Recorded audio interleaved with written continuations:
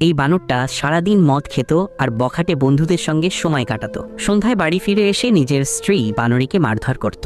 সে জুয়া খেলায় ঘরের সব সম্পদ হারিয়ে ফেলেছিল। তার ছোট বাচ্চারা ক্ষুধায় কান্না করত, কিন্তু বানরটা নির্লজ্জের মতো সিগারেট ফুঁকত।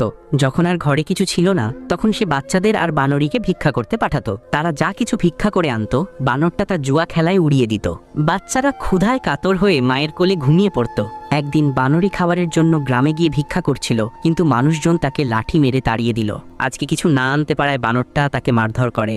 বানরী আর সহ্য করতে না পেরে মারা যায়। বাচ্চাগুলো মায়ের জন্য কাঁদতে কাঁদতে বাড়ি ছেড়ে পালিয়ে যায়। তারপর তারা এক হোটেলে কাজ শুরু করে ধীরে ধীরে টাকা জমায়। কিছুদিন পরে তারা জমানো টাকা দিয়ে তিনজন তিনটা বন্দুক কিনে নেয়। তারপর তারা ফিরে আসে সেই জায়গায় যেখানে তাদের মাকে হত্যা করা হয়েছিল। বানরটা জুয়া খেলে সিগারেট খেতে খেতে বাড়ি ফিরছিল। বাচ্চাগুলো তাদের শয়তান বাবাকে গুলি করে মেরে ফেলে এবং মায়ের কবরের কাছে গিয়ে কাঁদতে থাকে। আর তুমিও যদি তোমার মাকে